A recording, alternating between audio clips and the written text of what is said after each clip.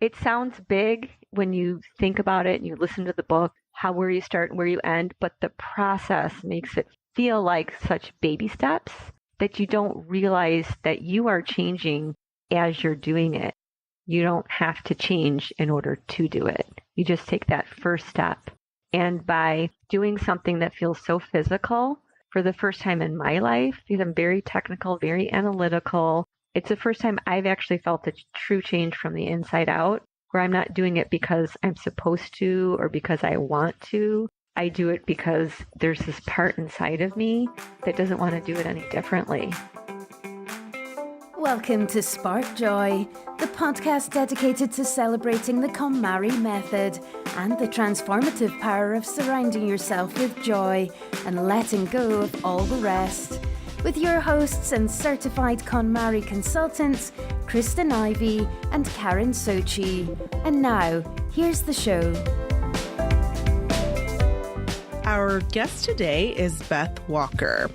Beth is a single mom of 3 boys and a recent empty nester. She currently works full-time as a technology consultant, a career she began out of college, took a break from to raise her boys, and has since gone back to. Beth believes in hobbies and passions outside of her job. The most recent being a keyboard player and vocalist in local rock bands, playing throughout the suburban Chicago area. In addition to music, she has a passion for all things domestic, knitting, crocheting, cooking, and baking, and of course now tidying. In addition to being a Renaissance woman, Beth is one of my clients. We've tidied together for 60 hours and we're almost at the finish line. Today, we're going to take a deep dive into her journey and address the benefits of KonMari style tidying. Welcome to Spark Joy, Beth. Well, thank you, Kristyn. It's great to be here. Welcome, Beth. We're so glad you're here.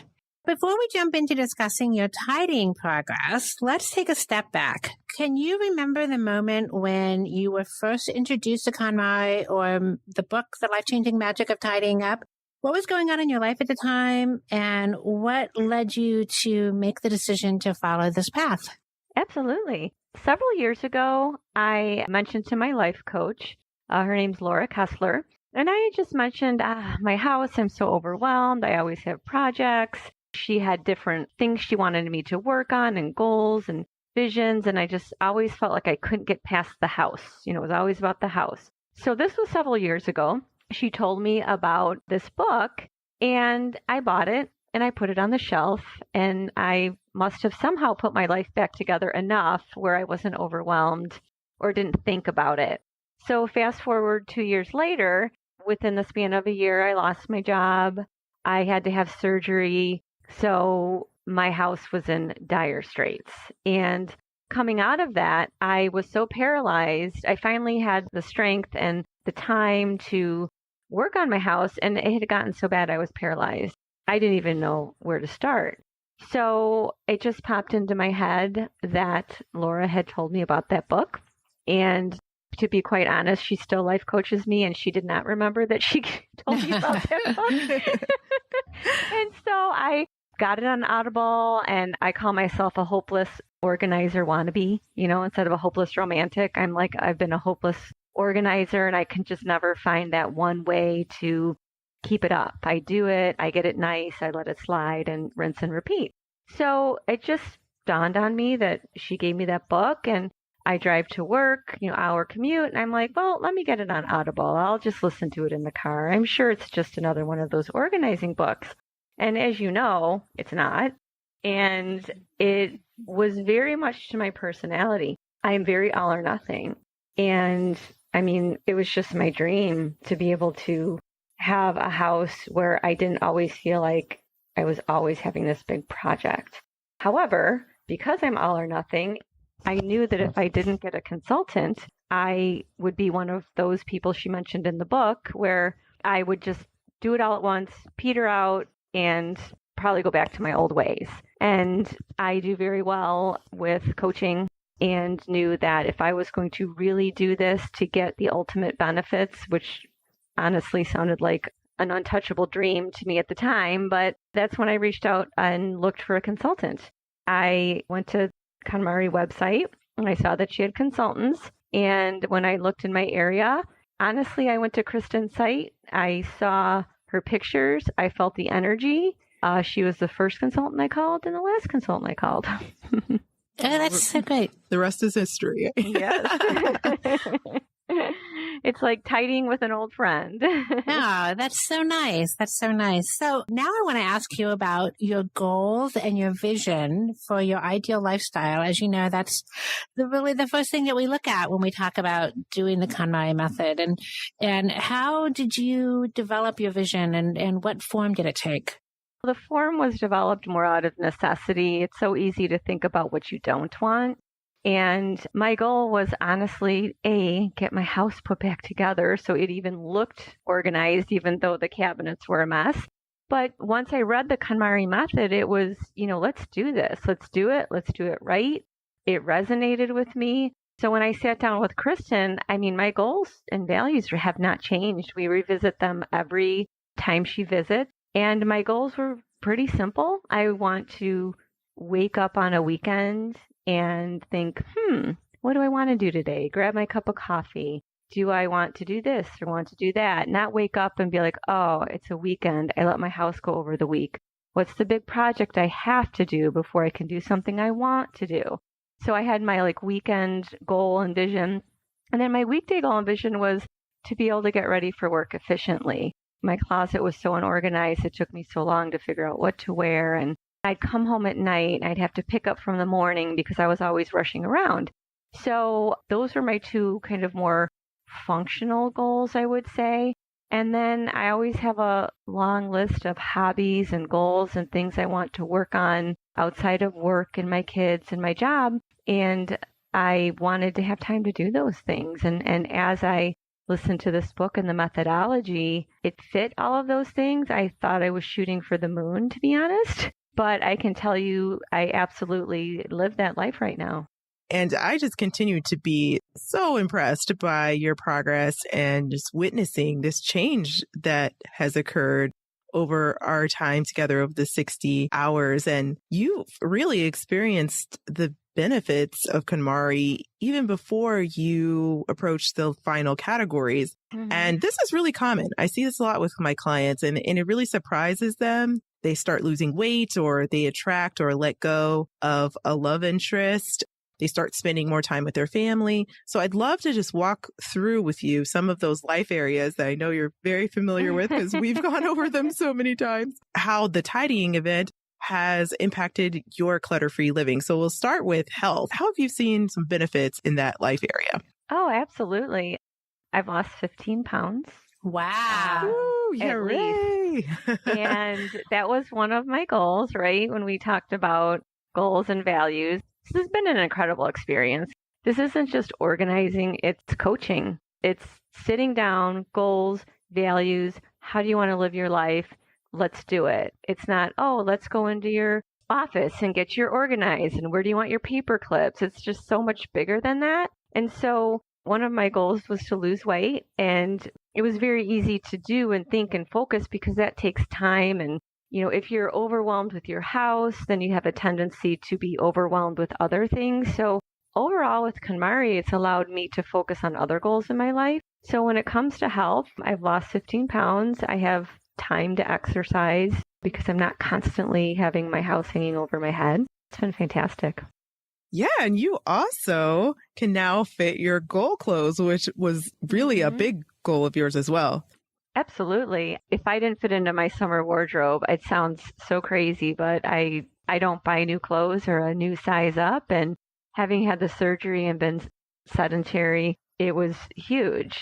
I can fit into my clothes and then some. Let's put it that way. So it's Love fantastic. it. Yeah.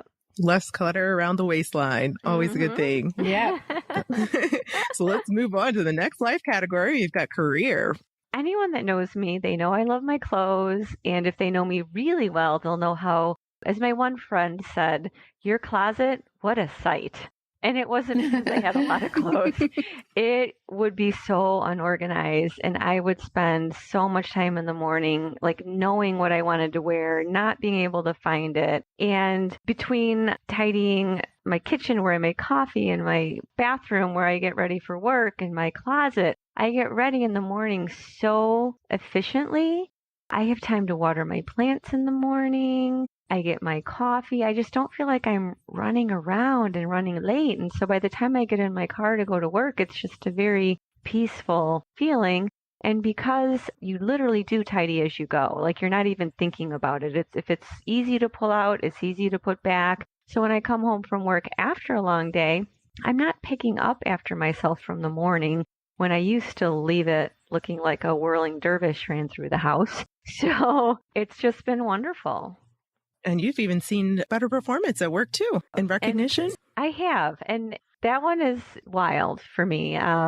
There must be something in the air. That's all I can say. I've seen so many changes in your life, but absolutely, after going back to work, after raising my children, it's tough to get back into a field that you've been out of for 15 years. And you're absolutely right, Kristyn. There are things happening outside of logic that are affecting things like work and my performance and getting positive feedback. And I think just that sense of well-being and being calm and being peaceful, based on the work that I do. I work in technology, and as we all know, that can often be stressful if things aren't working. So yes, I have been getting very positive feedback and recognition. So all in all, I'm just going into my days very positively. And next up is finance. Well, two of my goals, as you know, Kristyn, were, in addition to tidying my house, my next big goal was to get my finances back in order. What I'd mentioned before that precipitated this journey was being unemployed, looking for a job, and then having surgery. So I wasn't super focused on my house. However, being unemployed, being a single mom, and having raised my children for 15 years, I knew I had to dig deep, get my finances back in order, start saving again, start getting to the point where I was secure and could move forward. So I was overwhelmed by both, by my house and then my finances. But for me, if my house is uncluttered, my life starts to unclutter. It all starts with my home. And so I've been able to focus on my finances. That's one of the things I can do in the morning when I wake up. Instead of working on a big house project so my mind can feel uncluttered, I can sit down and focus on my finances. Everything's in one place. Because we've done our paper category, I'm not even trying to look for everything I need to do my finances. So I've made some great strides and I have a great plan, and I still have more to do, but I have the time to do it. Beautiful. And the next step is relationships. And that can be relationships with family, with a significant other, or just relationship with yourself. Sure. Well, I will get to myself in a later category. But when it comes to relationships, I mean, obviously for any mother, their relationship is with their children. And, my children are out of the house and they are literally in shock when they come over. One of them gasped so loud when he opened up the pantry, he just didn't know what to do with himself because it was organized. And he actually, I don't know if this is a good thing or bad thing, but he opened up the pantry and he says, "Oh my gosh, it looks like something from out of a movie." I go, I'm not OCD, but it's almost fun. Like I put the water bottles away and there's 2 inches of space and the labels are facing the same way. And it's almost like a fun little game for myself. And will I keep doing it, or am I doing it the first time because I love my empty pantry? They open the fridge and it's organized and clean, and it's my whole house. They saw my closet and they're just in disbelief. Let's put it that way. What Kristyn doesn't know about this yet, as far as my relationships, I had been telling my boys about it. Then they came over and saw it, and they really understood what it meant, that it was more than purging and decluttering and being organized. So I go to visit my son in the city this weekend. He's 23. I told my son, Brett, I said, "You're a lot like me. We tend to let our stuff go and pile up, and then we have this big project where we put things back together." I said, "This really is a lot like our personality, and you might resonate with it." And I know he's had quite a few roommates that have gotten fed up with him, to say the least. So that's all I said. I go to visit him this weekend, and he loves books. Like all the kid owns is like books and clothes. And so I walk into his bedroom, and it's very put together. I'm like, okay. And I look at this bookshelf, and right on his bookshelf, I see the book. What? Joy of Tidying. Yes. That's what I said. And this is a child who adores books. He can't go anywhere without his books. He's going to a restaurant and he has a book in the car. And he's just a voracious reader. So I saw that on his bookshelf and I didn't buy for him. And he goes, oh, Mom, he's like, you told me about the book and then I saw your house and you know how I love to read. He goes, I just finished it today. And I said, well, what did you think? He goes, I love it. He said, some of the stuff isn't for me. And I go, and that's fair. And I said, that's what I love about my consultant is we fine tune it based on who I am and what's important to me and what I know that I can maintain. He goes, but I absolutely resonated with it. And I've already gone through my things and I've joy checked them and I've gotten rid of certain things. And sure enough, I looked in his closet and I looked at his room and it was just a really neat way of just leading by example, I guess, so to speak. That was my oldest. And then my youngest got into this major panic that I was going to throw away everything of his that he left in the house. And I said, don't worry. And I know that's one thing Kristyn and I went through. I said, I want to leave it up to my kids on what I keep and what we get rid of. So we put all of their things in sentimental, so to speak. We'll have a day where they'll come over and we'll go through it. So I had to calm him down that I wasn't going to throw all his things away and that he will have a chance to go through it. Then my middle one was born organized. I mean, could find anything at any time, in any place, couldn't understand why anyone wasn't organized. And he was just wired that way. He's pretty proud of me, to say the least. I don't think he ever saw the day where I would be this tidy. So it's been interesting to see each of their reactions, and they're very proud of their mom. You're used to being proud of your children. Honestly, it wasn't that bad, but you're raising boys, you're single, you're just doing whatever you can to hold it together, and sometimes you let your house go because the next day it's going to look the same with 3 boys running around. And then as far as that, being single, it did help going through my own things and not having to have people in the house kind of undoing what I did. But what's nice is I had gotten out of a romantic relationship, which carved out the time for me to go through this process so thoroughly with Kristyn.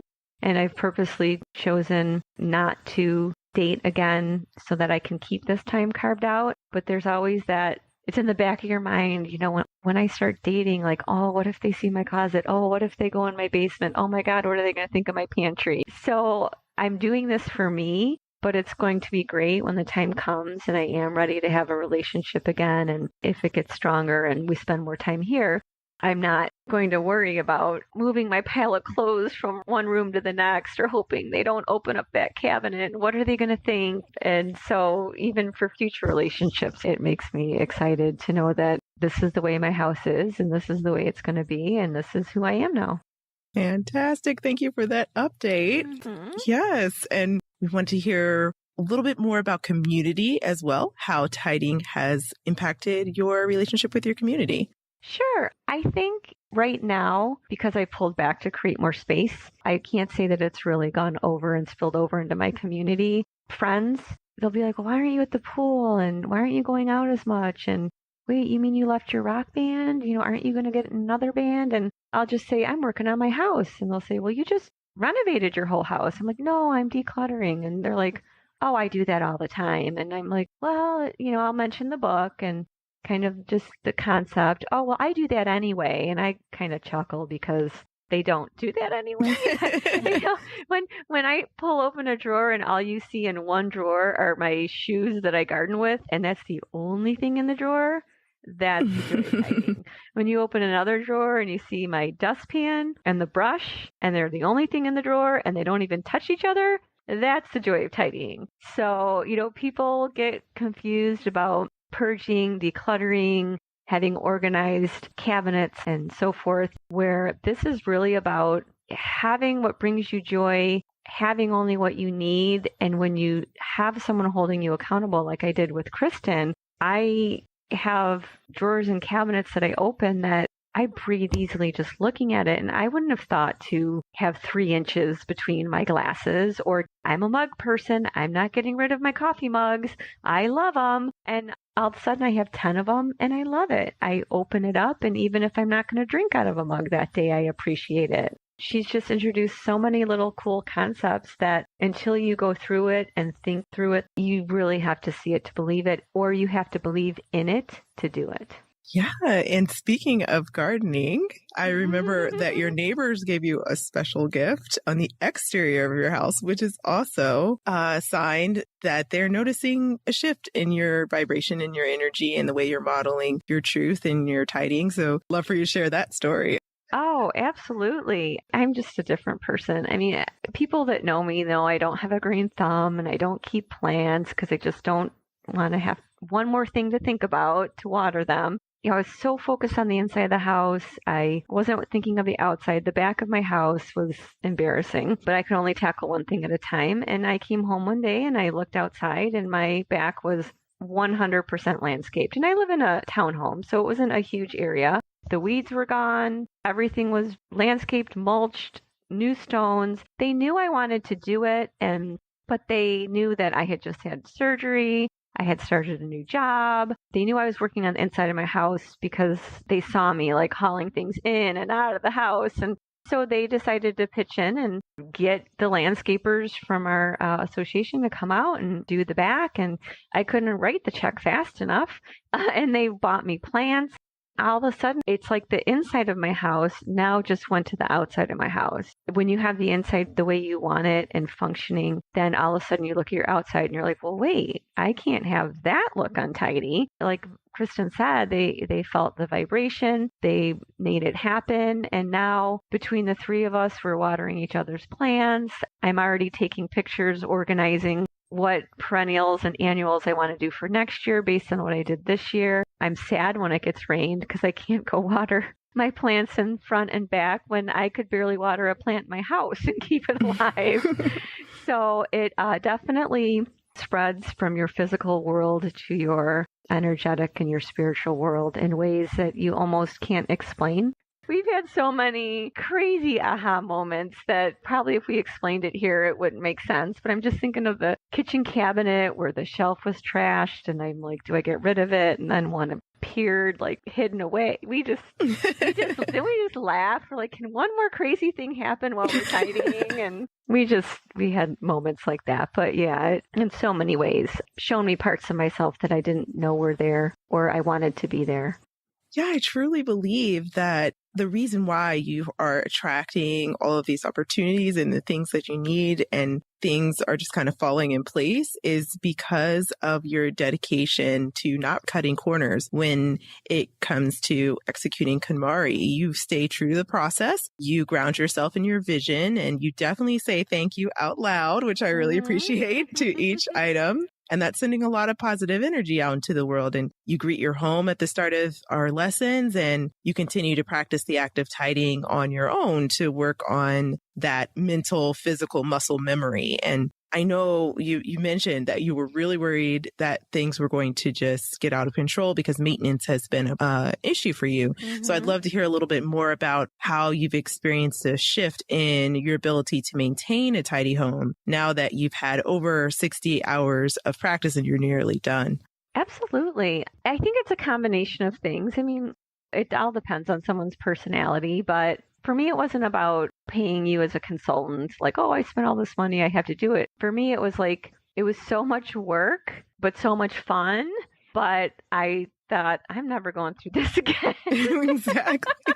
So that was the first instinct before I had really started to maintain and tidy, right? You go through it, you get it where it's supposed to be. You know, you've used the method. You open these cabinet doors and you're just like, your mind is blown. But then you start to live the KonMari way and you just float through your house and you get everything the way you want it and where you want it and how you use it. All I know is some of these self-help books, depending on what you're working on, you got to, push through it in 21 days and you create the habit. And I didn't even have to push through it. I just wanted to. It came effortlessly. I had less things. I had the things that made me happy. I think the biggest shift came from my eye got so used to a surface having only what should be on it, whether it be something decorative or flowers or a lamp, that when I saw one little thing out of a plate, it could be like a rubber band for my hair. It would just annoy me. I would just be like, well, I know where that goes. It's going to take me 2 seconds to put it back, and I would put it away. And so I just started adopting, Kristyn, you have this philosophy where if it takes less than 2 minutes, then do it. And that was really, I lived by that. After I would tidy a room, I'd start to walk away and be like, I'll do it later. I'll be like, wait a minute. The time I just took to have that thought and walk away, I could have put it where it belonged. Right. So the more I did that, and the feeling, and then it just all snowballs. So I just do that, the 2-minute rule, the I never want to backslide because I'm not going through this again, to just walking into my home every day after work. And it would look like people could pop in at any moment. I'm not running around throwing stuff in rooms, playing the shell game of where I'm going to throw my stuff and pick it up later. It just shifted so quickly through the process, after the process, because you're so excited in the beginning to keep it that way. But then later, you just want to keep it that way. And I've told Kristyn before, I never made my bed my whole life, and I use never on purpose. I did not grow up in a house where we were made to make our bed. Period. End of story. I now make my bed and don't realize it until I'm awake. I am half asleep making my bed, and by the time I finally become conscious in the morning, I realize my bed is half made. I mean, if that can happen, anything can happen. So yeah, it sounds big when you think about it and you listen to the book and where you start and where you end, but the process makes it feel like such baby steps that you don't realize that you are changing as you're doing it. You don't have to change in order to do it. You just take that first step. And by doing something that feels so physical for the first time in my life, because I'm very technical, very analytical, it's the first time I've actually felt a true change from the inside out, where I'm not doing it because I'm supposed to or because I want to. I do it because there's this part inside of me that doesn't want to do it any differently. That's so inspiring to hear. I mean, I know that it may feel like little baby steps, but all combined, it just leads to a much more restful, peaceful, serene life. And that's really what you want to feel in your home. But I'm curious, were there any moments or times when you felt like you just wanted to give it all up and not go forward with the process? I never doubted going forward with the process. I had seen enough change in me that there was no doubt that I was going to finish this. But my basement is the bane of my existence. It's where I would just shove everything in there to make the rest of my house appear tidy. And I only allow my mom and my sisters to go down there. And that was a very overwhelming room. And of course, that makes Kristyn excited. She's like, oh, I love going into places where people get overwhelmed. I'm like, that's why I hired you.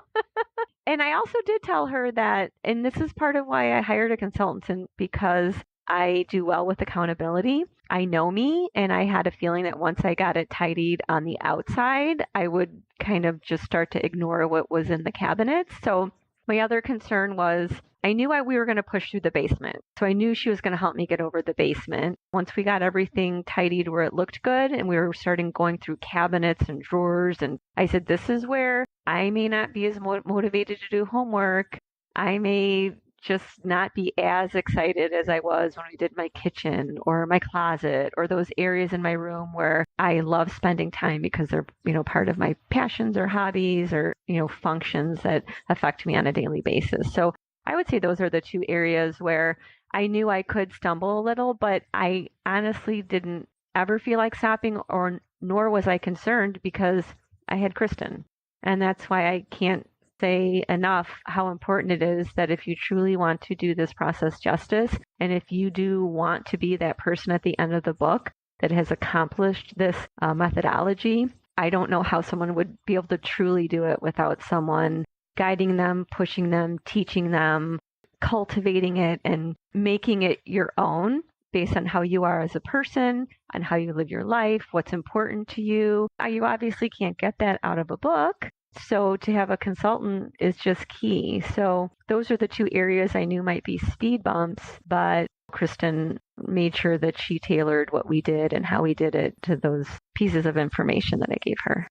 Yeah, and you did a great job just adapting to those moments where it felt like you're going a bit uphill, but you had so much practice behind you and you trusted the process. That was the main thing. And we just kept pushing through.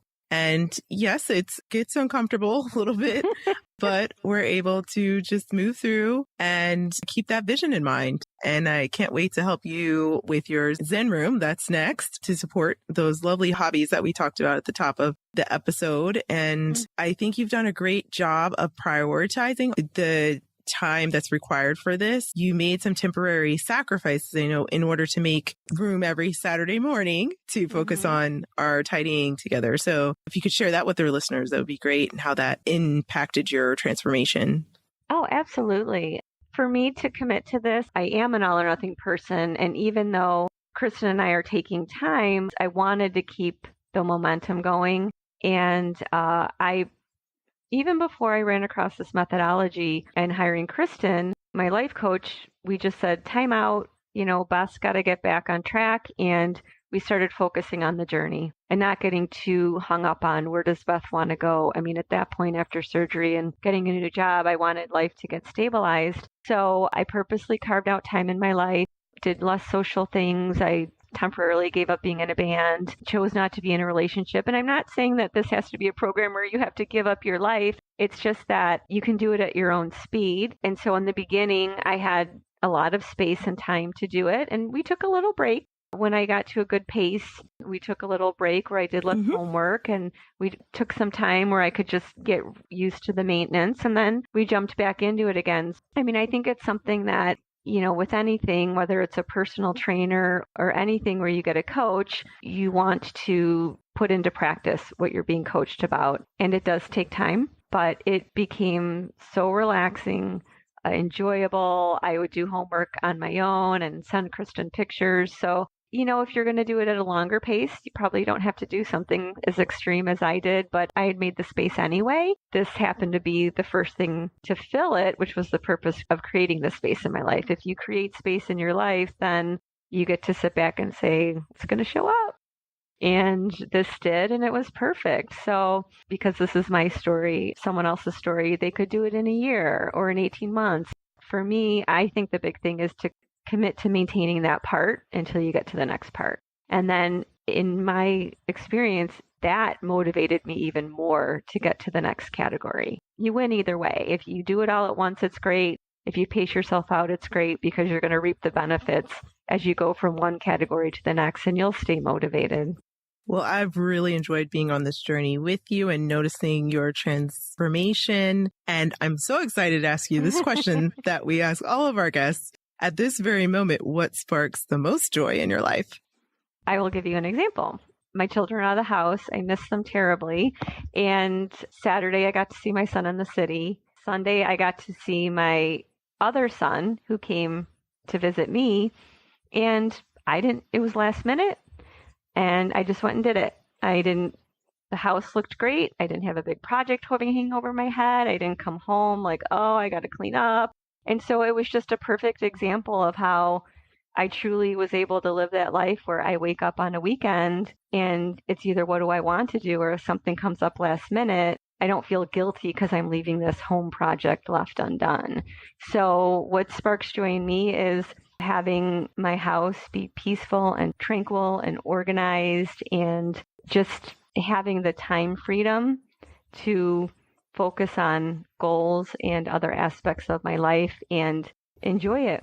Well, again, it's just so inspiring. And I think that anyone who's been down this journey or going down this KonMari journey really recognizes how much time we spend and waste on the things that are in our homes and how unnecessary that is. And once you've completed the KonMari process, you find that you have gained one of the most valuable commodities there is, and that's time. And I think you described that really well.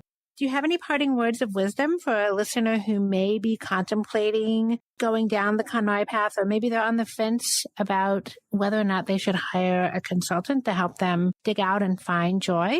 Yes, 100%. What amazed me about working with Kristyn was I knew I was hiring someone that was going to teach me KonMari, right? I didn't realize I was going to be hiring a coach. I mean, when we sit down and we talk goals, we talk values as we go through my house, when I'm making decisions and I'm kind of stuck on what to keep and what to give away, she'll look at me and she'll be like, well, your goal is to lose weight. So totally makes sense that you want to keep all those clothes even though they don't fit right now.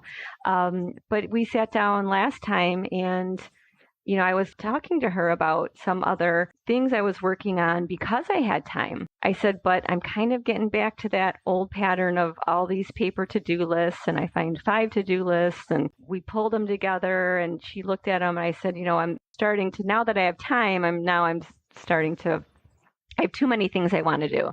And she coached me on how to deal with my to-do list and how to really focus and say, here are your 2 goals, Beth. Does that? And she'd point, to something on my list. Does that have to do with your goal? Does that have to do with your goal? And I'd be looking at her going, no, but I want to do it. And she'd look at me and say, but is it part of one of your 2 goals? And I'm like, no. And she's like, all right. So, I mean, the main thing I can say is you think you're hiring someone to hold you accountable to a process in a book. And what you're really doing is you're hiring a coach that helps you change your life. Thank you so much. And you're such a strong testimony and example of the power of KonMari. And I can't wait to continue to work with you and wrap up our tidying experience together. If you're on the fence about hiring a KonMari consultant to help you wrap up your tidying event, check out Spark Joy episode 49, Why Hire a KonMari Consultant? So now we want to hear from you. Tell us your burning tidying questions or share stories about how KonMari has impacted your life. You can find us at sparkjoypodcast.com and click Ask Spark Joy to leave a question or comment for a chance to be featured on next week's show. While you're there, sign up to join our Spark Joy podcast community and get notified when each episode airs. You can also join the Spark Joy Podcast community on Facebook, Instagram, or Twitter at the handle @SparkJoyPodcast. Thanks for tuning in, and we hope your day sparks joy.